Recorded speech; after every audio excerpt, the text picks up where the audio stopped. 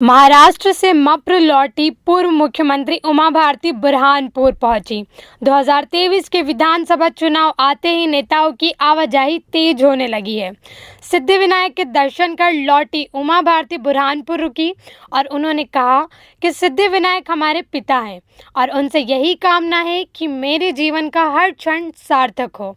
Film Pathan के विवाद पर उमा भारती ने कहा कि सेंसर बोर्ड और सूचना प्रसारण मंत्रालय को विवादित अंश व गीत हटाने चाहिए।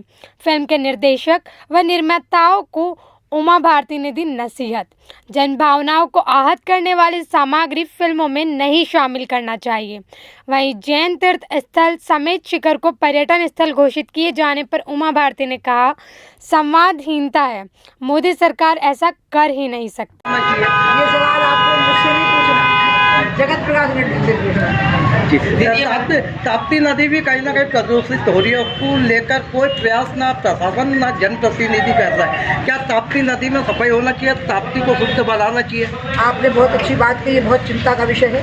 तपस्या से बनी हुई नदी है वो, और मैंने ताप्ती के रिचार्ज का पूरा प्रोग्राम बनाया था। वो प्रोग्राम धीरे धीरे, आपको पता होगा, मैं और देवेंद्र फडणवीस पूरे ताप्ती के रिचार्ज के लिए उड़े थे ऊपर से, अर्चना के कहने पर, अर्चना सिटीज के कहने पर। और निश्चित रूप से बहुत चिंता का विषय है, दुखद विषय है, और मैं इस बात के बारे में जरूर बात करूँगी कि ताप्ती नदी को यहाँ जो प्रारंभ ही उनका यहीं से है, उसको बिल्कुल साफ सुथरा और स्वच्छ होना चाहिए। जी, जिस तरह से केंद्र सरकार, झारखंड सरकार ने जैन समाज के धर्मस्थल को पर्यटन स्थल घोषित कर दिया है, तो इस पक्ष में आपका क्या कहना है? मुझे कहीं लग रहा है संवादहीनता की कमी है, क्योंकि सम्मेद शिखर जी सामान्य स्थान नहीं है, वो पर्यटन स्थल नहीं हो सकता, वो तीर्थ स्थल ही हो सकता है, क्योंकि वहाँ पर सारे संसार के जो विभिन्न जो उनमें जो तीर्थंकर हुए हैं, उनके जो अनुयायी हैं, वो वहाँ मत्था टेकने जाते हैं, और पर्यटन स्थल हो जाने से उनको बहुत कठिनाइयाँ आ जाएंगी। मुझे मोदी जी की सरकार ऐसा कभी नहीं कर सकती कि किसी की भावनाओं को चोट पहुँचाए। कहीं संवादहीनता की कमी है, और मुझे लगता है वो 1-2 दिन में ठीक हो जाएगी। शराबबंदी क्यों नहीं रुक पा रही है मध्य प्रदेश में? आपके प्रयास के बाद भी कहीं ना कहीं क्यों नहीं शिवराज सरकार गंभीर हो रही है? क्या कहें? शिवराज जी पूरे गंभीर हैं, क्योंकि नीति घोषित हो चुकी थी 1 साल से पहले। उस नीति में परिवर्तन करने से कोर्ट में गए शराब के दुकानदार और स्टे लेके आ गए।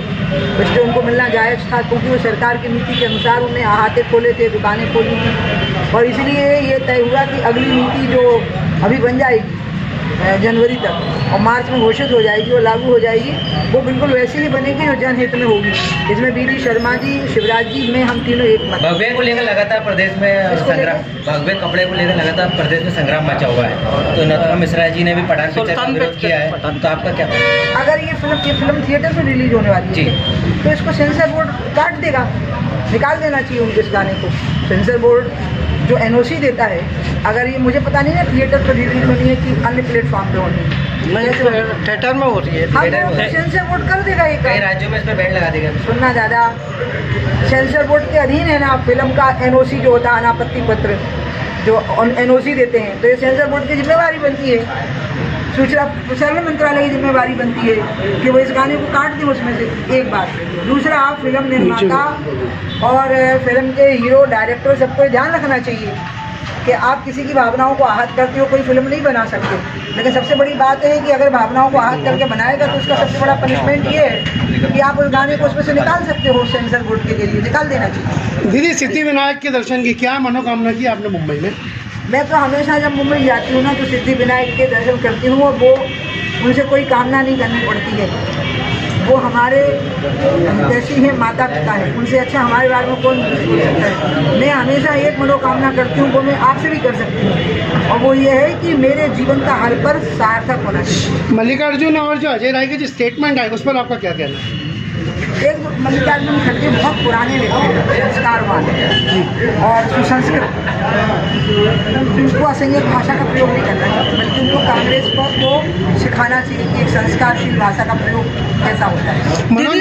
मनोज मुंतशिर ने कहा है कि जो विदेशी माता है, उनसे जो बेटा पैदा हुआ वो राष्ट्रपति हो ही नहीं सकता, इस पर आपका क्या कहना है? मैं मनोज मुंतशिर को जानती नहीं, कौन है, पहले बताओ तो कौन है? हिंदी गीतकार है और बीजेपी उसका समर्थन करी उनके साथ, और उन्होंने चाणक्य के लिए बीजेपी को समर्थन करने की जरूरत नहीं है, क्योंकि मैं तो 2003 में ही बोली थी कि जो भारत की धरती पर पैदा नहीं हुआ वो भारत में प्रधानमंत्री नहीं बन सकता। दोस्तों न्यूज़ ट्रैक लाइव के वीडियोस को देखने के लिए हमारे चैनल को सब्सक्राइब करें और नोटिफिकेशंस पाने के लिए इस बेल आइकॉन को प्रेस करें।